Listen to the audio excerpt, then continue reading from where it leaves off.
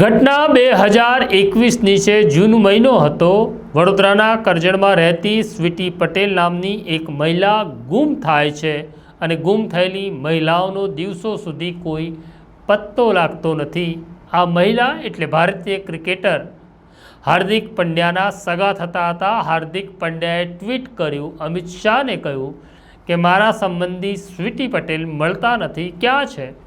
આખરે આ તપાસ વડોદરા ગ્રામ્ય પોલીસ પાસેથી લઈને અમદાવાદ પોલીસને સોંપવામાં આવી। અમદાવાદ ક્રાઇમ બ્રાન્ચે તપાસ કરી, લાકડા જેવી તપાસ કરી અને આ મામલાનો આજે ચુકાદો આવ્યો। કરજણની અદાલતે સ્વીટી પટેલની હત્યાના મામલામાં પોલીસ ઇન્સ્પેક્ટર અજય દેસાઈને આજીવન કારાવાસની સજા ફટકારી છે। તેની વિગતે વાત કરવી છે। વૈષ્ણવજન તો તેને કહીએ જે પીડ પરાઈ જાનાને રે। નમસ્કાર, નવજીવન ન્યૂઝમાં તમારું સ્વાગત છે અને હું છું તમારો પ્રશાંત દયાળ। ઘટના છે જૂન 2021ની। વડોદરા પાસે આવેલા કરજણમાં સ્વીટી પટેલ નામની એક મહિલા પોતાના નાનકડા દીકરા અંશ સાથે રહેતી હતી। સ્વીટી પટેલનું આમ તો વર્ષો પહેલાં પ્રેમ લગ્ન થયું હતું, 2 સંતાનો થયા હતા, પણ પતિ સાથે અણબનાવ થતાં બંને રાજી ખુશીથી અલગ થયા અને સંતાનો સાથે તેમનો પતિ ઓસ્ટ્રેલિયામાં સ્થાયી થયો હતો। આ દરમિયાન સ્વીટી પટેલને કરજણ પોલીસ સ્ટેશનમાં ફરજ બજાવતા પોલીસ ઇન્સ્પેક્ટર અજય દેસાઈ સાથે પ્રેમ થઈ ગયો।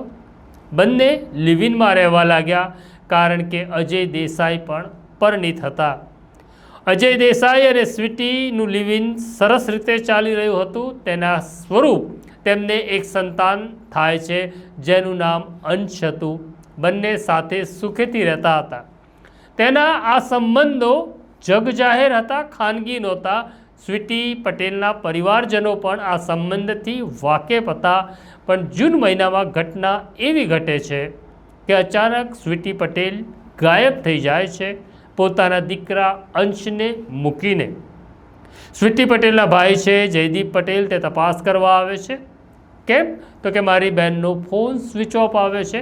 અજય એ જ કહે છે, મને ખબર નથી સ્વીટી ક્યાં ગઈ। આ દરમિયાન બીજી ઘટના એવી પણ ઘટે છે કે સ્વીટી પટેલનો સંબંધ હાર્દિક પંડ્યા ક્રિકેટર છે તેના પરિવાર સાથે પણ હતો। હાર્દિક પંડ્યાનો પરિવાર પણ સ્વીટી પટેલને ફોન કરી રહ્યો હતો, ફોન સ્વિચ ઓફ આવી રહ્યો હતો। એટલે જયદીપ પટેલ, જે સ્વીટી પટેલનો ભાઈ છે, તે કરજણ પોલીસ સ્ટેશનમાં આવી મારી બહેન ગુમ છે એવી ફરિયાદ નોંધાવે છે। આશ્ચર્ય એ બાબતનું હતું કે ઇન્સ્પેક્ટર અજય દેસાઈ અને સ્વીટી પટેલ સાથે રહેતા હોવા છતાં અજય કોઈ ફરિયાદ કરજણ પોલીસ સ્ટેશનમાં આપતા નથી, પણ જયદીપ પટેલ ફરિયાદ આપે છે। વડોદરા પોલીસ દિવસો પસાર કરી રહી હતી, પરંતુ સ્વીટી પટેલનો કોઈ પત્તો લાગી રહ્યો નહોતો। આ દરમિયાન હાર્દિક પંડ્યાને ચિંતા થતાં હાર્દિક પંડ્યાએ એક ટ્વીટ કર્યું અને ટ્વીટ કર્યું હતું અમિત શાહને સંબોધીને, જેમાં ક્રિકેટર હાર્દિક પંડ્યાએ કહ્યું કે મારા સંબંધી સ્વીટી પટેલ લાપતા છે, પરંતુ વડોદરા પોલીસ તેમને શોધી શકી નથી। આ મામલાની ગંભીરતા જોતા અમિત શાહની સૂચના આવી અને સમગ્ર તપાસ સોંપવામાં આવી અમદાવાદ ક્રાઇમ બ્રાન્ચને। અમદાવાદ ક્રાઇમ બ્રાન્ચે માત્ર સ્વીટી પટેલને શોધવાની હતી, કારણ કે જાણવા જોગ ફરિયાદ હતી। આ તપાસ આવે છે અમદાવાદ ક્રાઇમ બ્રાન્ચના તત્કાલીન assistant police commissioner DP Chudasama પાસે। તે તપાસનો દોર શરૂ કરે છે। અજય દેસાઈની પૂછપરછનો દોર ચાલે છે।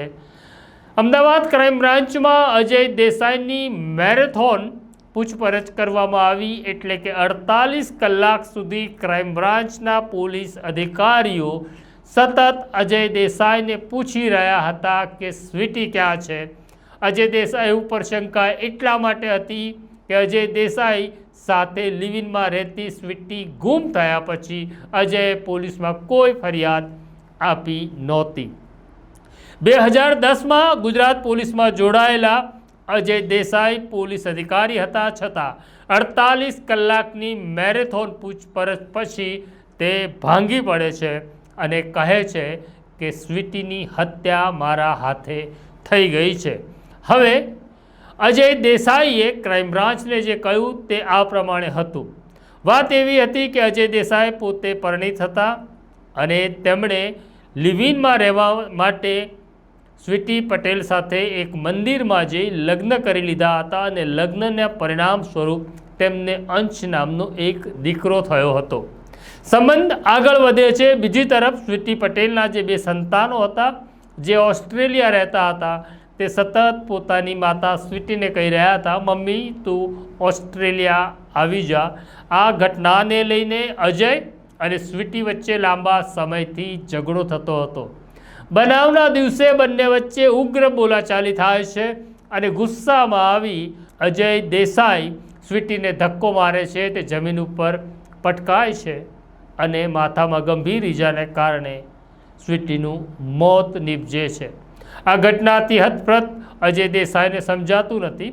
પોતે પોલીસ અધિકારી હોવા છતાં તે નક્કી કરે છે કે હવે લાશનો નિકાલ કરવો પડશે.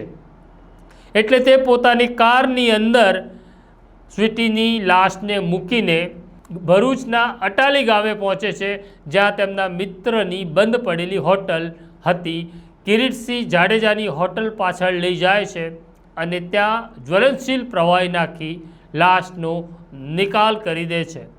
આમ હવે હત્યાનો મામલો આવતા આ તપાસ સોંપવામાં આવી પોલીસ ઇન્સ્પેક્ટર દર્શનસિંહ બારડને. દર્શન બારડે ગુનો નોંધી ઇન્સ્પેક્ટર અજય દેસાઈની હત્યાના કેસમાં ધરપકડ કરી અને 15 દિવસના રિમાન્ડ લેવામાં આવ્યા. રિમાન્ડ દરમિયાન અનેક પુરાવાઓ એકત્ર કરવામાં આવ્યા.